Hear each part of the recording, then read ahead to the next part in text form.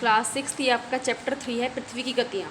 ठीक है, इसमें कहा बताया गया है कि जैसा कि आप जानते हैं कि पृथ्वी की गति 2 प्रकार की होती है, घूर्णन और परिक्रमण। ठीक है ना, घूर्णन का मतलब होता है अपने स्थान पर घूमना, और परिक्रमण का होता है किसी की चारों तरफ घूमना। पृथ्वी अपने अक्ष पर घूमना घूर्णन कहलाता है, और सूर्य के चारों ओर एक स्थिर कक्ष में यानी कि एक फिक्स पैथ में घूमना जो है पृथ्वी की गति को परिक्रमण कहते हैं। उस गति को पृथ्वी का अक्ष एक काल्पनिक रेखा है।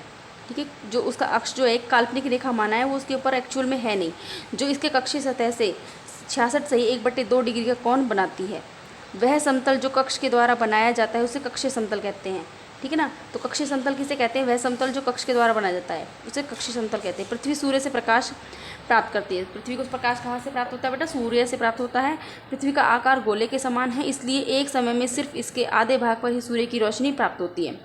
तो जैसे कि आपको यहाँ पर आपको बता रखा है एक एक्सपेरिमेंट, आप इसके अकॉर्डिंग उसको कर सकते हैं। सूर्य की ओर वाले दिन में भाग होता है, जबकि दूसरा भाग यानी कि जो सूर्य के सामने भाग होगा उसमें तो दिन होगा, और जो दूसरी तरफ सूर्य से दूर होता है वहाँ पर रात होती है। ग्लोब पर वह वृत्त जो दिन तथा रात को विभाजित करता है, यानी कि ग्लोब पर क्या होता है, आधे भाग में दिन होता है और आधे भाग में रात होती है, तो उसे परिधित वृत्त कहते हैं। यह वृत्त अक्ष के साथ नहीं मिलता है, यानी कि इसमें क्या होता है बेटा, ये जो है अक्ष तो ये है, लेकिन दिन और रात इस हिसाब से बनते हैं, जो सूरज के सामने होगा हिस्सा, लेकिन अक्ष क्या है, इस तरह से तिरछे हैं।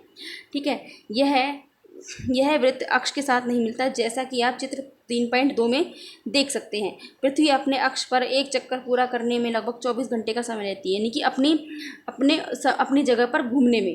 ठीक है ना, घूर्णन के समय काल को पृथ्वी दिन कहा जाता है। उस मतलब 24 घंटे के घूमने को हम कहेंगे पृथ्वी दिन। यह पृथ्वी की दैनिक गति है, यानी कि रोज़ का काम है उसका, ये रोज़ यही मतलब इसी तरीके से वो घूमती है।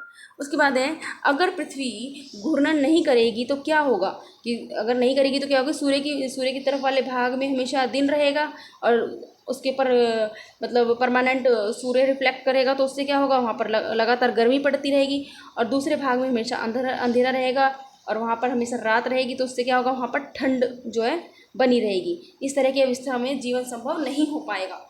ठीक है, ये बेटा आपका मैंने आपको बता दिया। इससे रिलेटेड मैं कुछ क्वेश्चन आपसे पूछूंगी, वो आपको मुझे करके भेजने हैं।